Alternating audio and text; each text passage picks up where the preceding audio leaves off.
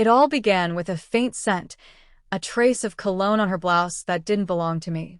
At first, I brushed it off. After all, Lily and I had been married for 10 years, and trust had always been the cornerstone of our relationship. But that night, as we sat across from each other at dinner, something felt off. Her laughter seemed forced, her eyes distant, as though she was sharing a private joke with someone who wasn't there. "Late night at the office again?" I asked casually, cutting into my steak. She nodded a little too quickly. "Yeah, the team's under a lot of pressure with this new client. You know how it is." Except I didn't know how it was. Lily worked in marketing, and while her job had its busy spells, the sudden surge of late nights was new. Still, I forced a smile and let it slide, not wanting to seem paranoid. But doubt has a way of gnawing at you, and soon I started noticing more things, like the new perfume she didn't wear at home, the text messages she shielded from view, and her newfound obsession with her appearance. I decided to dig deeper, not because I wanted to catch her, but because I needed clarity. One night, while she was in the shower, I scrolled through her phone. My heart pounded as I sifted through her messages. At first, nothing seemed amiss. Just as I was about to give up, I noticed a recurring name, Greg. It seemed innocent enough, a coworker, I assumed. But the exchanges were too familiar. "Can't stop thinking about last night." My stomach churned. It was a simple sentence, but it confirmed everything I feared. I put her phone back exactly as I found it, my hands shaking. I didn't confront her immediately. Instead, I spent the next few days watching, waiting, and planning. I didn't want to explode in anger. I wanted her to feel the weight of her betrayal. One evening, when she claimed she'd be working late again, I followed her. My car trailed hers as she drove, not to the office, but to a cozy little bar on the outskirts of town. Through the window, I saw her laughing with a man, tall, dark-haired, and undeniably charming. Greg. My chest tightened as I watched them. Her hand lingered on his arm, his lips grazing her cheek. It was all I could do to keep from storming in and tearing the place apart, but I didn't. Instead, I took photos, not for revenge, not yet, but for proof, evidence that this wasn't some misunderstanding. The next day, I acted as though nothing was wrong. Over breakfast, Lily cheerfully recounted how the presentation had gone well and how she might have to pull a few more late nights to close the deal. "That's great, honey," I said, forcing a smile. "You're working so hard. Why don't we celebrate this weekend? Just the two of us." She hesitated for a moment, but then agreed, probably thinking it would throw me off the scent.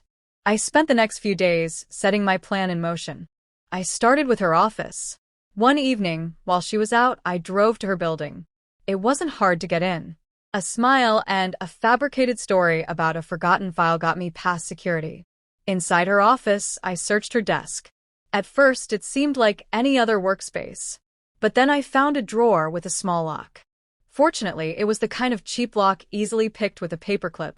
Inside, I found what I was looking for: love notes, receipts for dinners she claimed were with clients, and even a small box containing a bracelet with "Forever Yours" engraved on it. The pain was sharp and immediate, but it also fueled my resolve. I left everything exactly as I found it and walked out of the building with a clear head and burning determination. Saturday arrived, and I played the doting husband, preparing a candlelit dinner at home. Lily seemed genuinely surprised, and for a moment, I wondered if she felt guilty. But guilt doesn't erase betrayal, and I wasn't about to let her off the hook. "I have a surprise for you," I said after dinner, handing her a small gift box. Her eyes lit up as she opened it. Inside was a key, the key to her locked drawer at the office. Her face went pale as she stared at it, realization dawning. What is this?" she stammered. "Oh, you know exactly what it is," I replied, my voice calm but cold. "I found your little stash, Lily, the notes, the receipts, the bracelet. How long has this been going on? And don't you dare lie to me." At first, she tried to deny it, her voice trembling, but the evidence was irrefutable. Eventually, she broke down, sobbing and begging for forgiveness.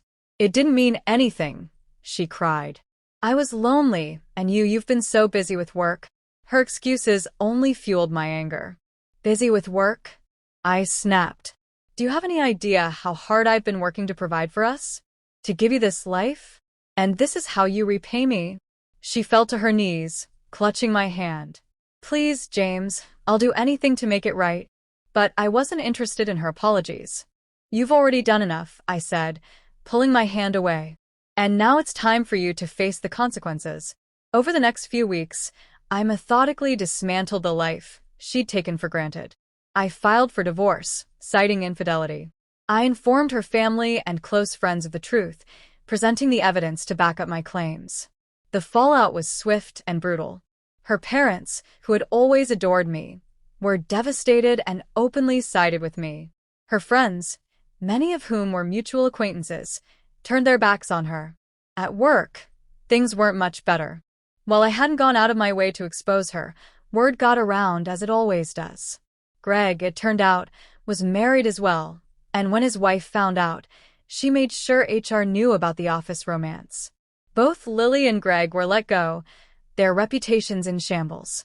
One evening, as I was packing up the last of her belongings, she showed up at the house, looking broken. "James, please," she whispered. "I've lost everything. I just need a chance to make it right." I looked at her, this woman I had once loved more than anything, and felt nothing but pity. "You made your choices, Lily. Now you have to live with them." As she walked away, I felt a strange sense of relief. The pain of betrayal was still there, but so was the satisfaction of knowing I had stood up for myself and refused to be a victim. Life moved on, and so did I, stronger and wiser than before.